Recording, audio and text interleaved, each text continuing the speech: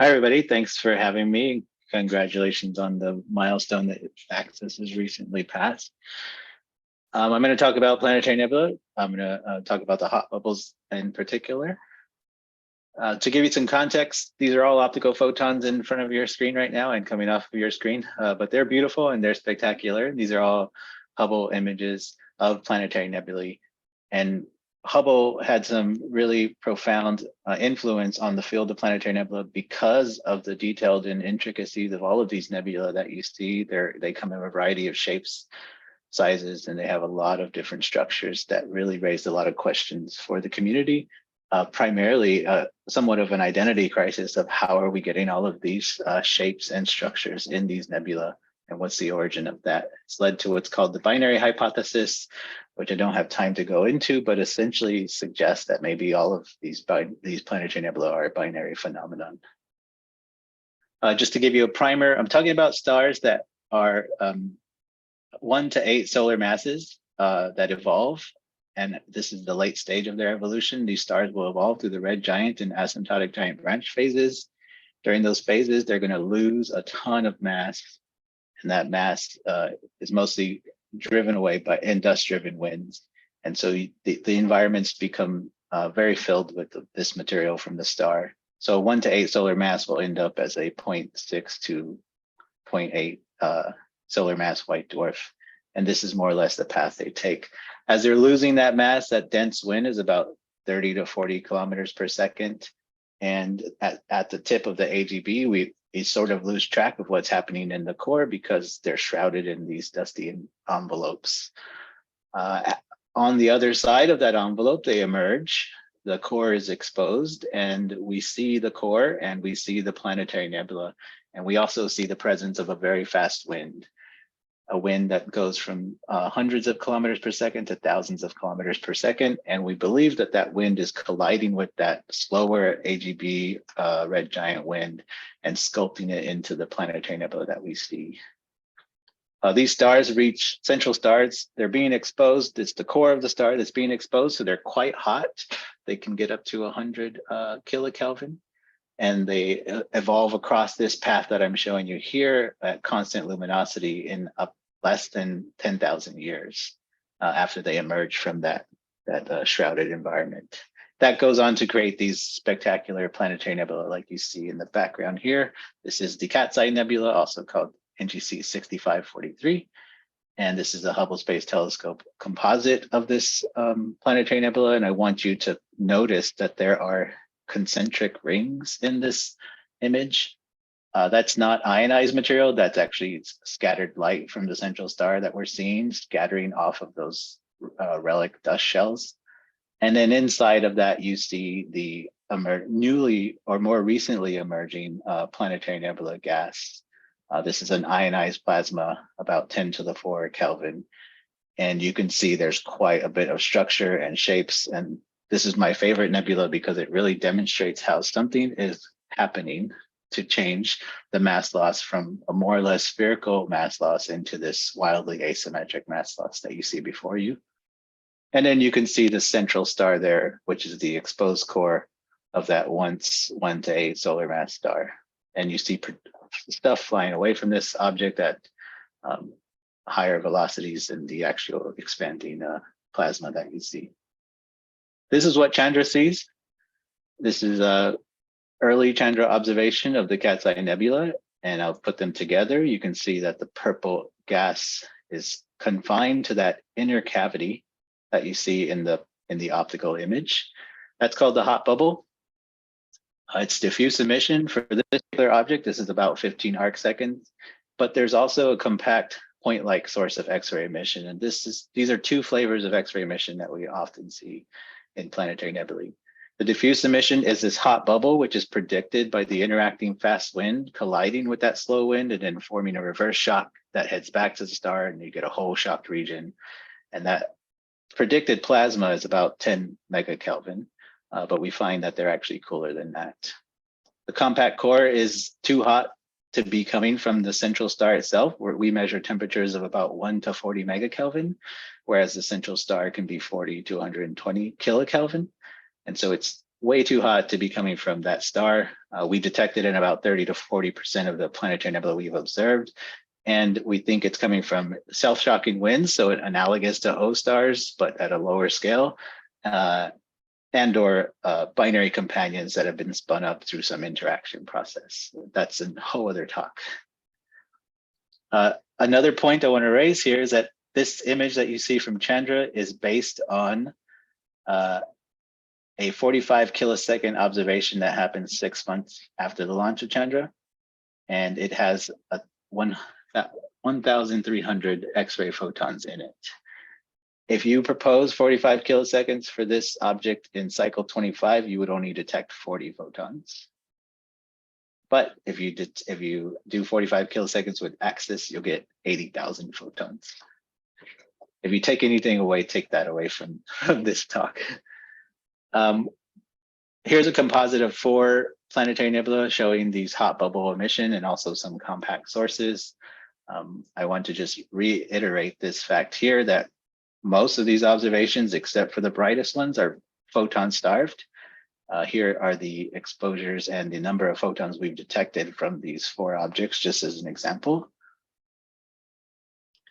And we know this because we've done this volume limited survey of planetary nebula within 1.5 kiloparsecs. We have about 65 to 70 planetary nebula at about 75% completeness of that sample.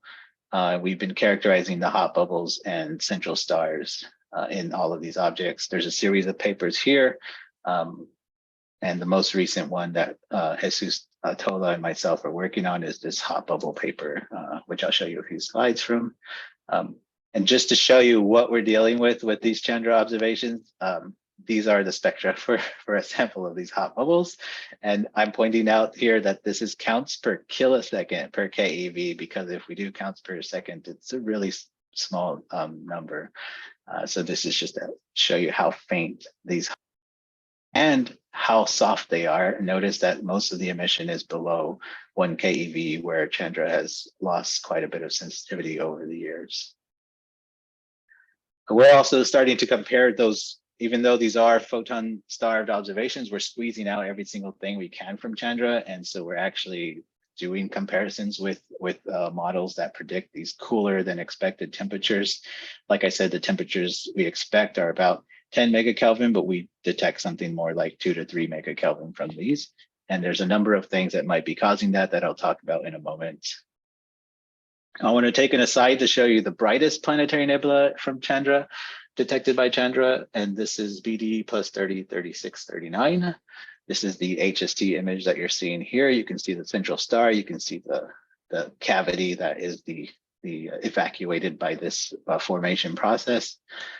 And this is the same image, HST H alpha image, just pixelated. And this is about 5 arcseconds across. And this is the Chandra image. You can see there's asymmetry in the Chandra image. This is the Chandra contours on that image, just to show you that the hot bubble is inside of that cavity. This is the brightest planetary nebula that we've been able to detect so far. And it's also, because of that, it's the only one that we've been able to get really good spectral data. So I'm showing you here 2 spectrums. The black spectrum is the planetary nebula from the CCD spectroscopy with ACES-S on Chandra. And the purple is actually a highly dispersed spectrum from the gratings observations that we've done of this planetary nebula, showing you some of the lines that are present in this plasma. And also, again, reiterating that most of these photons are coming 1 keV and below. Now I want to talk briefly about these radiation hydrodynamical models that came out in 2008 from Stefan. And these models are attempting to explain why we measure hot bubble plasmas that are lower than what we expect. What I'm showing you here is the classical expectation. This is what happens when you have this fast wind colliding with this slow AGB wind.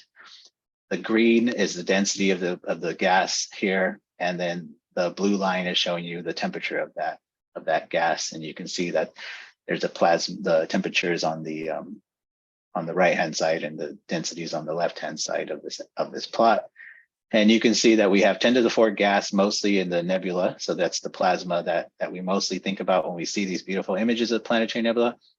And then the hot bubble is a bit higher than 10 megakelvin, but the density is so low that you shouldn't actually be able to detect this with Chandra.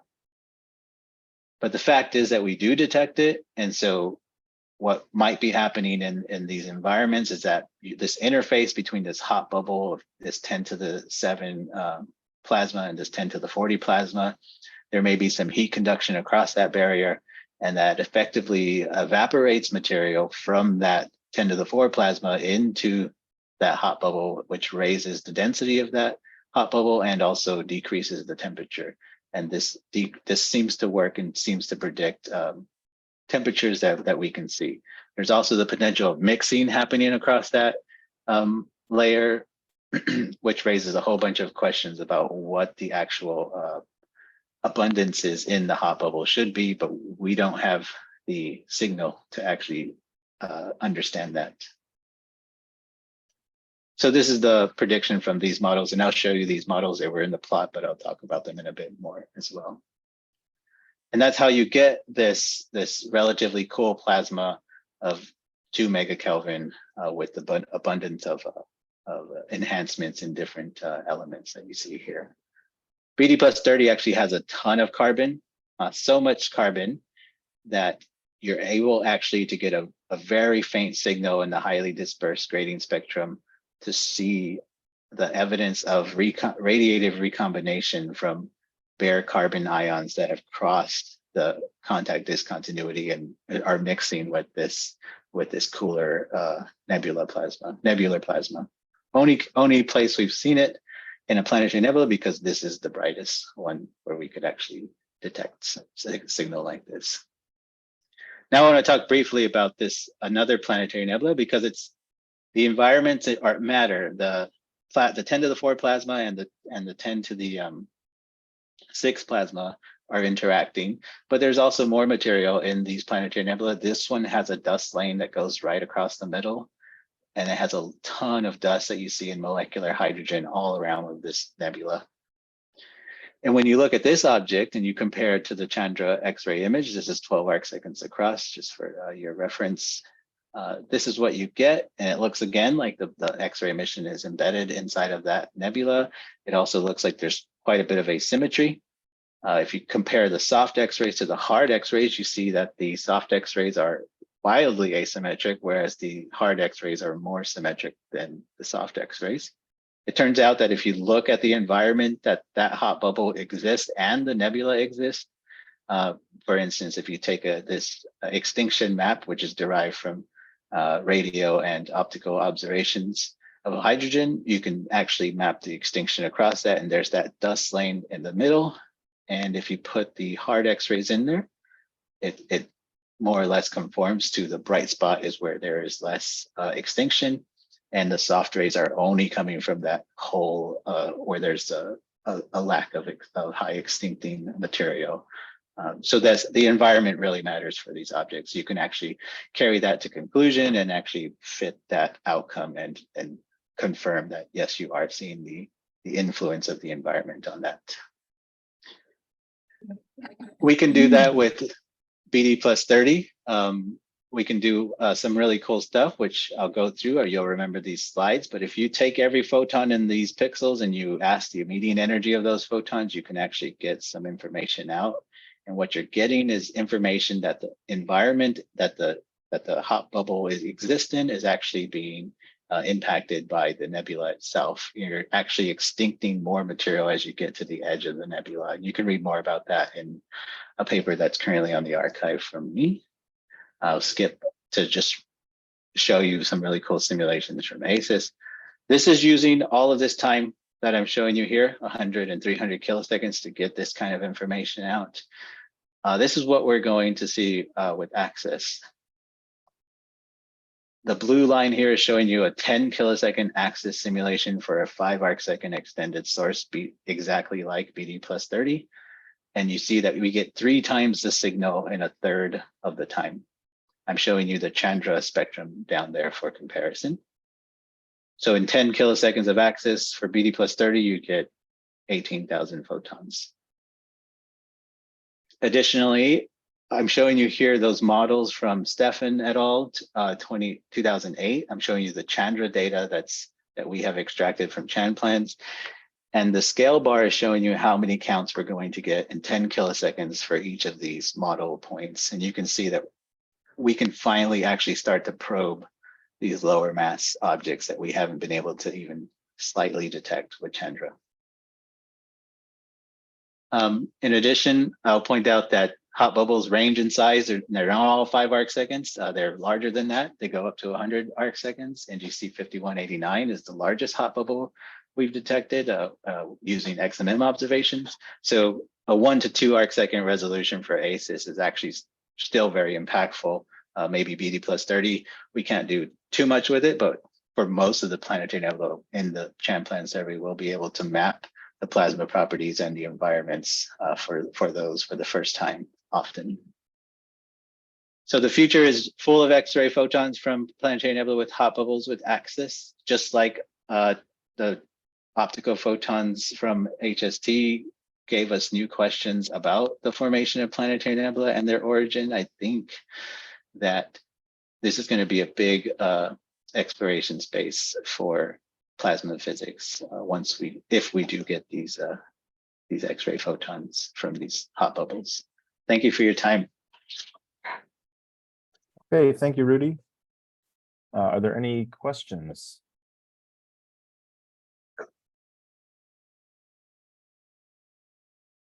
While people are thinking, I'll ask maybe a dumb question, but is there any chance of detecting these in nearby galaxies with axis? Are they bright enough that that's even possible? We've looked. There was some correlation with some early Chandra observations with planetary nebulae and X-ray, soft X-ray sources in some nearby galaxies, but they didn't quite pan out to be the planetary nebulae. The furthest one that we've detected is at about 9 kiloparsecs, and it's in a globular cluster. So there's potential, but you'll need to be able to tease out the spatial resolution to really understand if you're detecting the planetary nebula.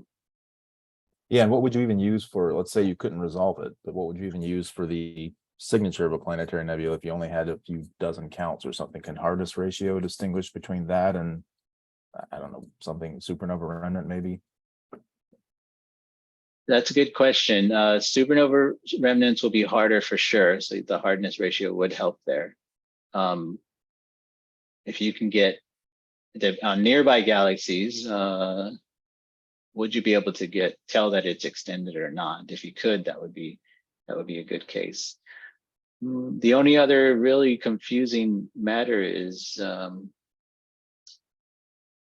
if you're getting such few counts, you won't be able to see lines, because if you can see lines, then if you can see the neon line, you'll be pretty confident that you're detecting something that's at the right plasma temperature. Yeah. Okay. Any other questions? Ryan, can I ask a question? Yes, please. So, in your opinion, what is the top interesting science question on planetaries that we could do with axis that Chandra hasn't been able to accomplish? I think that the top one is, so I showed you the heat conduction models, but there's also thermal mixing models. And they make slightly different predictions that we don't quite have the signal to be able to distinguish between. And I think that would be the primary question that we could address with these, because I'll show you quickly this plot. When we made these estimates on the plasma properties, we assume a lot. We assume that they're all homogeneous chemistry, and that's definitely probably not true. We need to be able to distinguish all the axes of all of the plasma properties, which include the abundances of the gases, includes the temperature, includes any potential temperature gradients, and includes the overlying column density, which for these we assume based on what the nebula tells us. But I've shown you that that's not the case. And so getting more photons allows us to constrain all of those things. So really distinguishing between what's happening in these plasmas is what we can do with more photons, which is what AXIS provides. And spatially as well, because sure, we could do some things with CRISM, and we'll try to do some things with CRISM, but we will still be mired by the fact that we don't know if there's spatial variations across those nebula.